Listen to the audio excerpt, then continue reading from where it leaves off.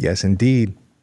We are live on KEXP at home. I am honored to present to you Chicago-based artist Sen Morimoto. How you doing? Pretty good. Hey, Larry. How you doing? Excellent. You know, taking it day by day. Of course. Most definitely.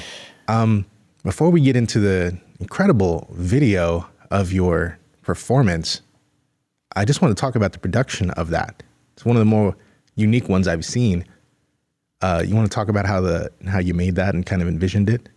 Yeah, for sure. You know, I guess obviously this being streamed online as opposed to in the studio, like there were some workarounds to figure out.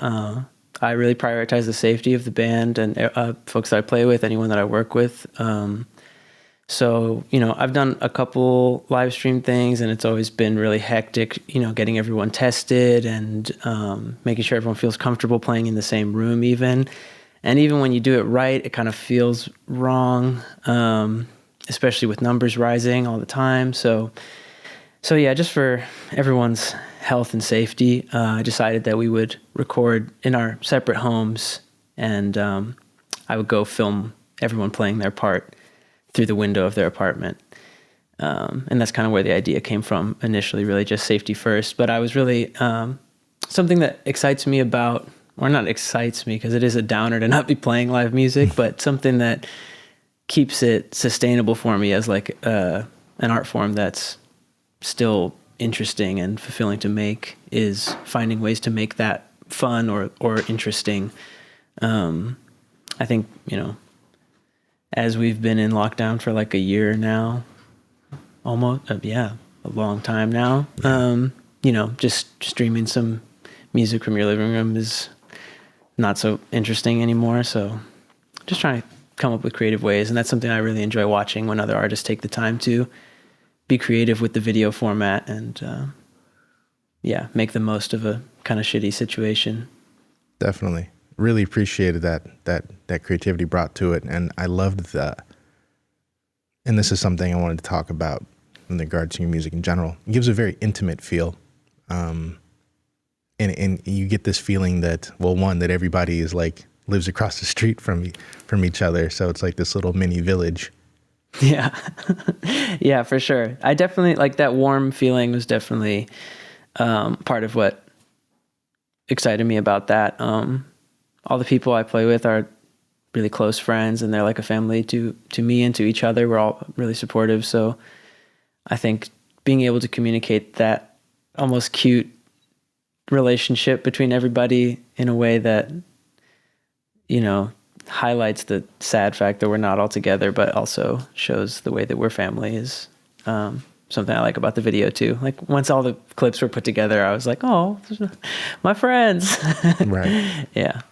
Right on. Well, I'm sure the people want to see it. So let's get into it live on KEXP at home with Sen Morimoto.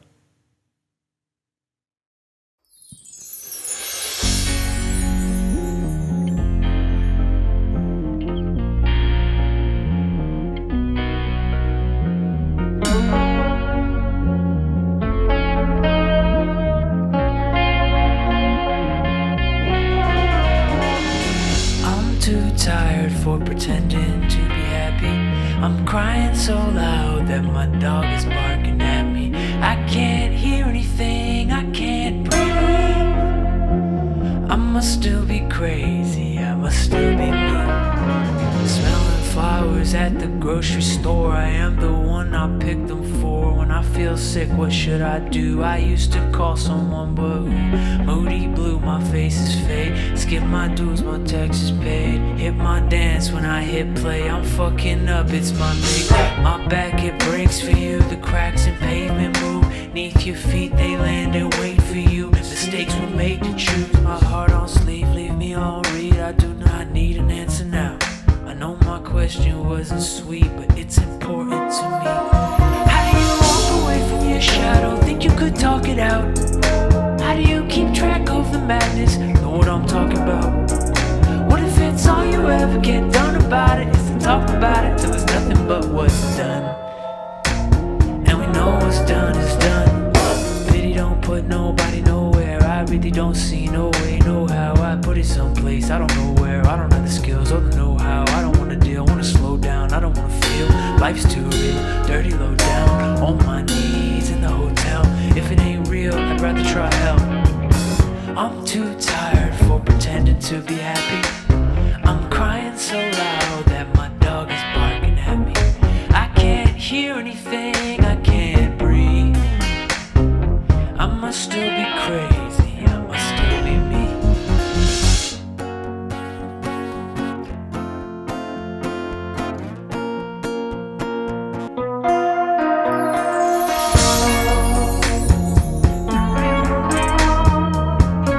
Hello, KEXP.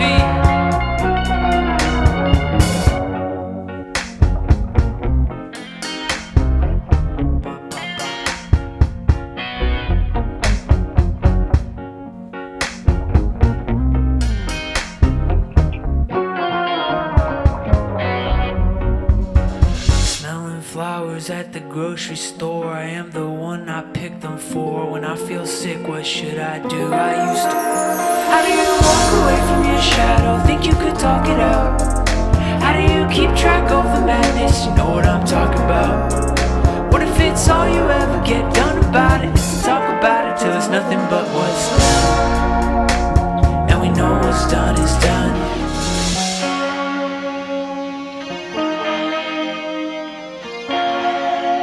Hi Seattle. My name is Sen Morimoto, here with my best friends to play some songs for you from the alley.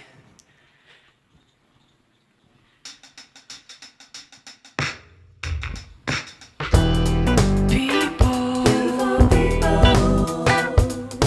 watch their eyes pass your direction and land directly on their own reflection.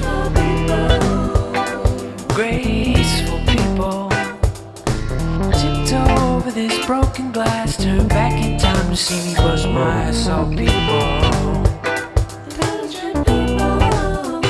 They listen to you long enough to think they don't have to. They're wrong enough to make that gamble, baby.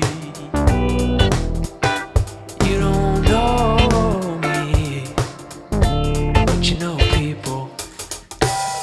Deep down, what have you found?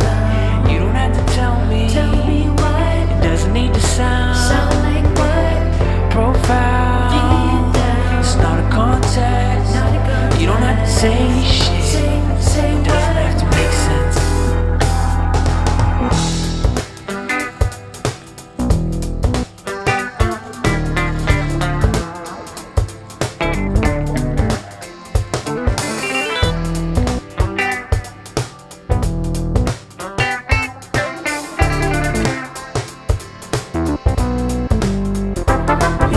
People all around you do whatever they're allowed to.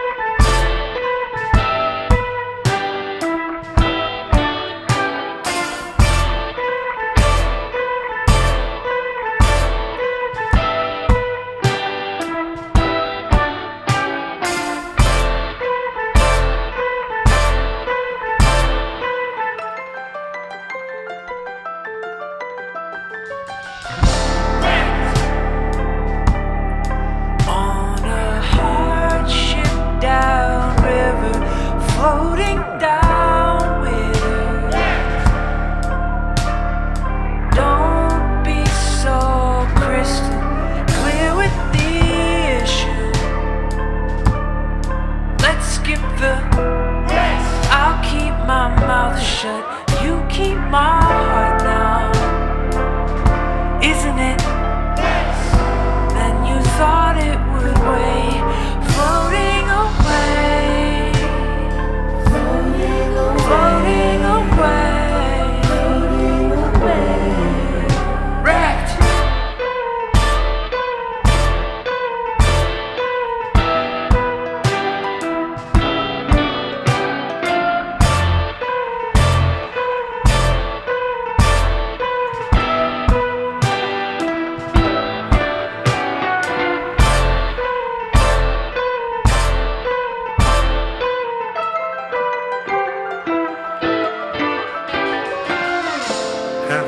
Shaking like a bandit, felt like felony skin.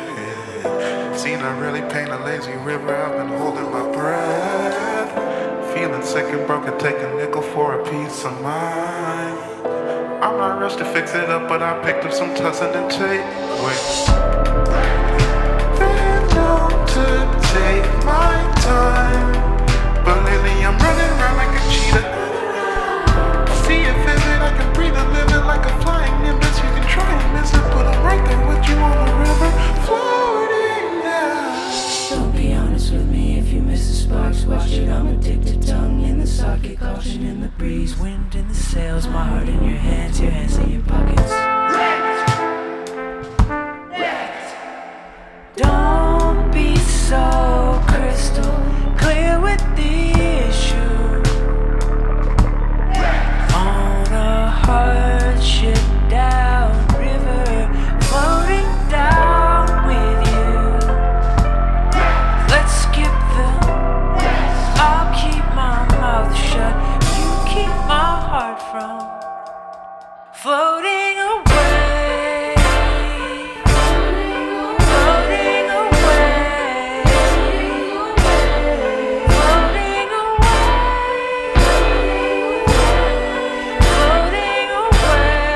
floating away, wrecked.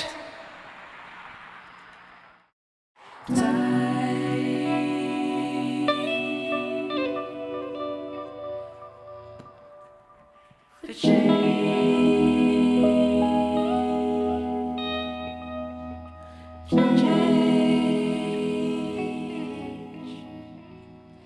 Time to be the one you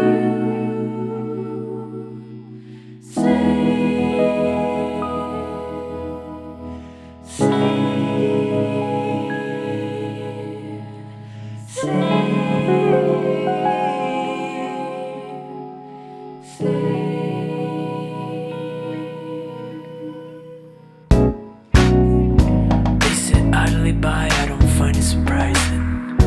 I take 5 in a breath, then I finally dive in.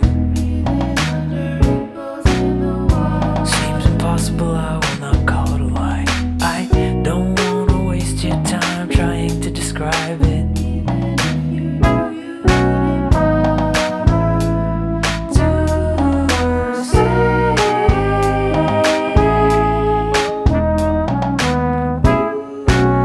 I look up at the sky, it's way over my head.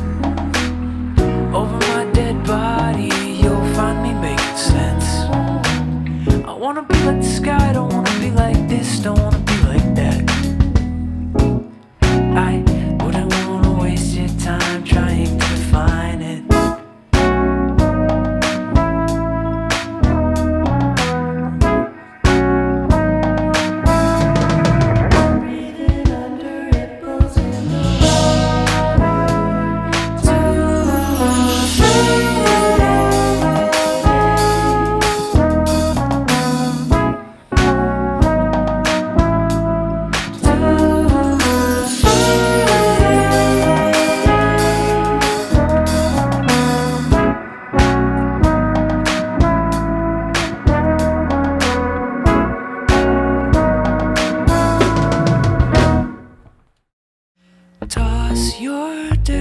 shoes in my washing machine. Hard, baby, bang it up inside. I'm not wearing my usual lipstick. I thought maybe we would kiss tonight. Baby, will you kiss me already? Then toss your dirty shoes in my washing machine. Hard, baby, bang it up inside.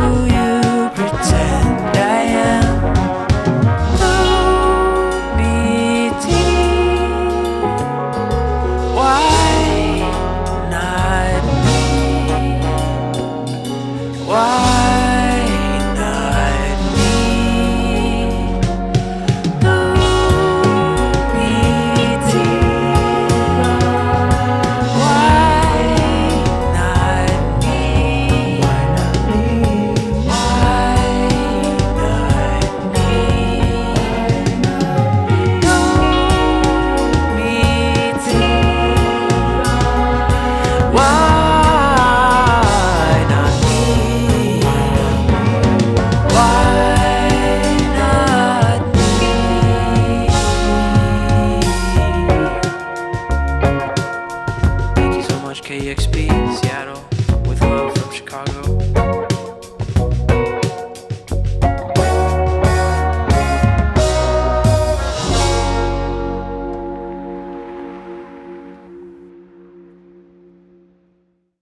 And we're back. Fantastic performance from Sen Morimoto. Who are the people you're playing with? Who's in the band? Who's the fam? Yeah, these are the family members. Ryan the person on drums, plays for a ton of people in Chicago. All these artists, really, they all have their own shit going on, amazing solo music and other collaborative projects that they're all a part of. Michael Cantella is on bass. We have Brian Sanborn on guitar. There's also a friend of ours, Reno, Cruz, who we didn't have time to get his footage in there. He's at the end at the credits, just because we were all scrambling to kind of get everyone's footage in at the last minute. But he's singing and playing guitar as well. KAINA is singing on the record as well, on the project. And then we got our horn players, Sam Veren and Brendan Whalen. Yeah, all good friends, all family. I really appreciate them so much. Our homie Jake Karlson filmed and edited the video as well. So yeah, it's a family affair. Right on. Is everybody playing on that latest album, your self-titled, from 2020?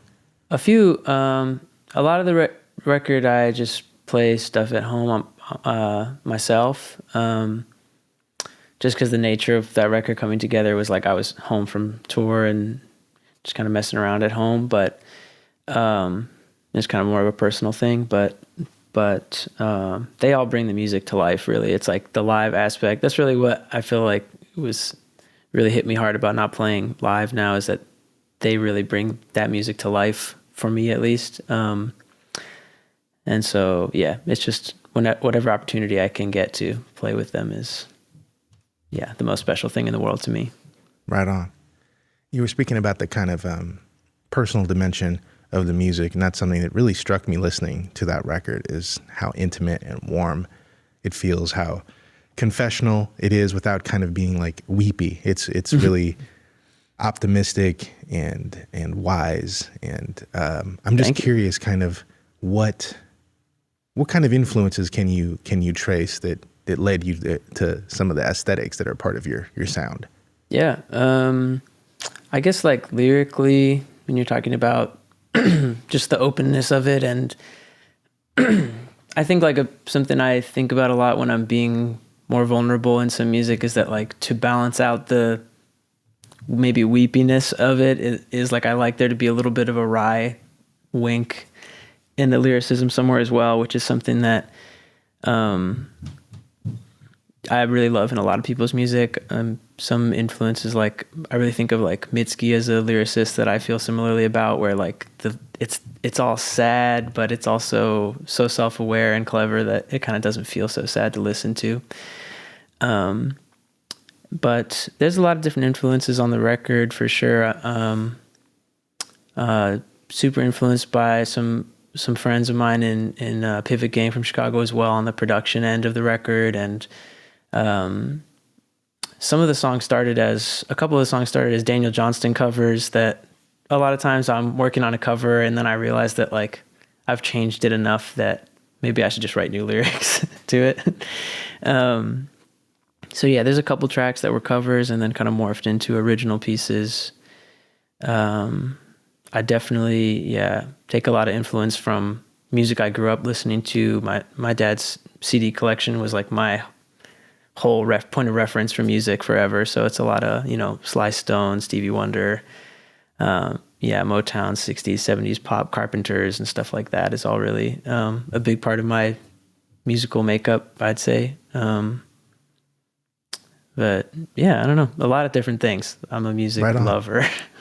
I hear so many different things in your music. I think it's incredible that you're talking about the genesis of some of these tracks being Daniel Johnston covers, and at the same time, you're somebody who works with like Pivot Gang, and that was something I picked up on listening to you for the first time. I was like, oh, this kind of reminds me of like Smino or something.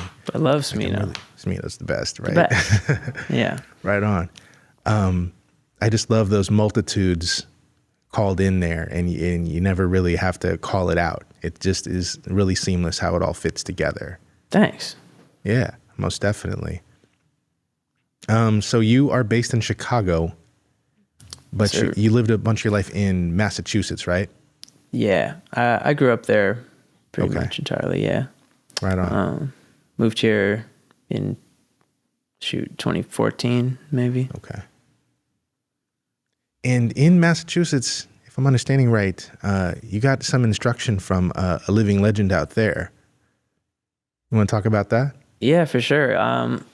My first instrument growing up was saxophone, and I was super dedicated to learning jazz music. It just is something that, again, I found in my dad's CD collection, listening to Coltrane, Miles, Cannonball Adderley, stuff like that, and then started looking for opportunities to play jazz out, because I grew up in a really tiny town. About like 800 people live there, and there's not really a lot of, jam sessions or places to go learn how to play music with other people. So I went to a master class taught by Charles Neville of the Neville Brothers, who's was an incredible saxophonist from New Orleans, who ended up living kind of similarly in the middle of nowhere in Massachusetts.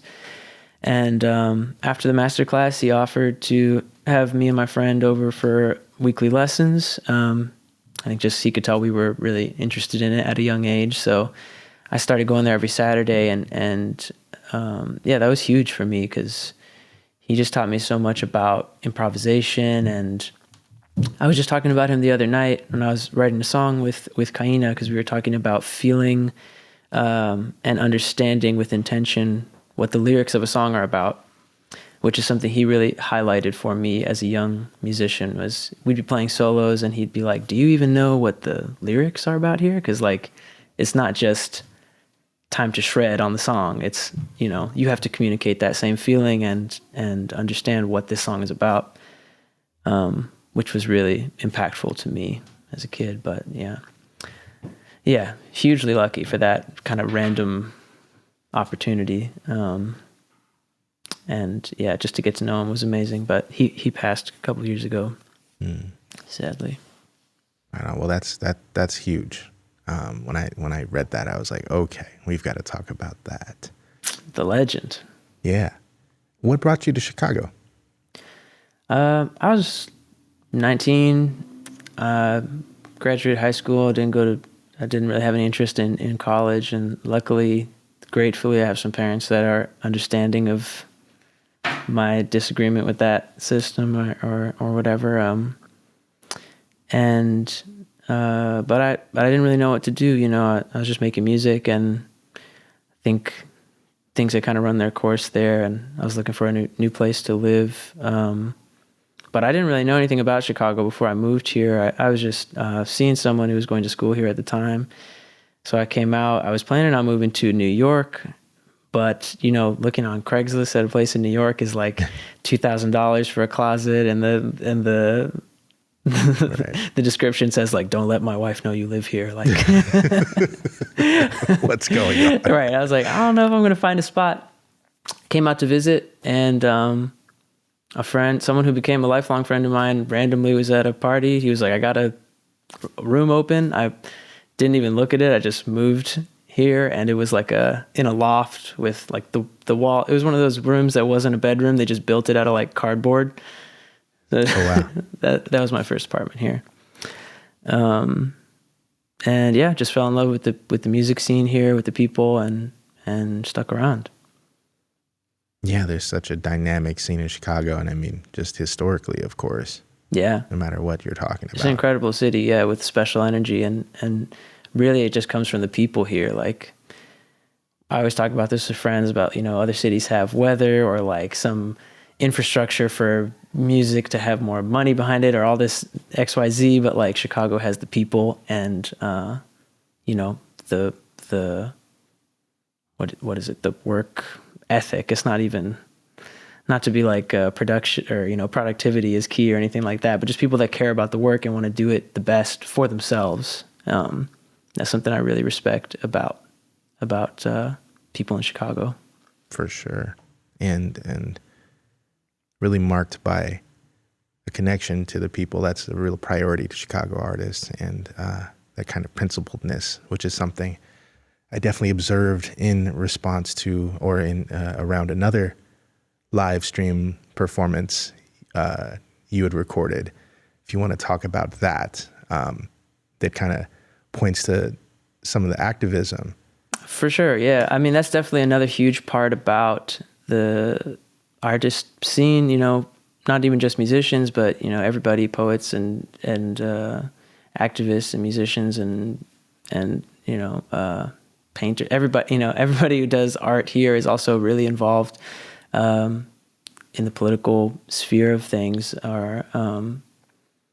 a very supportive network of people that are looking out for each other. There's always a new, you know, organization looking out for, you know, imprisoned folks or young people in need of food or education or some opportunity, and that's really huge here, which I feel really lucky to be even around. The live stream thing was just a weird situation that came up because it was, you know, right after George Floyd was murdered and protests were going on in Chicago, and there's a section of the city government that funds arts, like I'm sure there are in most large cities like that. And they had put together this bill with me and my friend Tasha. And but it was just the timing of it was so crazy that we felt we couldn't not say something about it, because our mayor, unfortunately, has had a whole, you know, slew of missteps for a lot of us here, in terms of how people were treated. You know, it was a really violent reaction to peaceful protest. It was a really kind of shady way of dealing with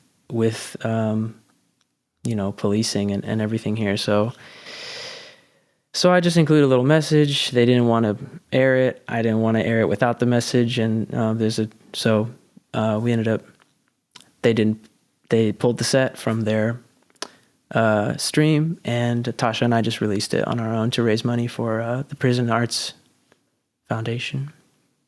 Right on. that might have been how I first encountered your work, is hearing about that from other Chicago artists on Twitter, I think. And I was like, oh, wow, that's really it.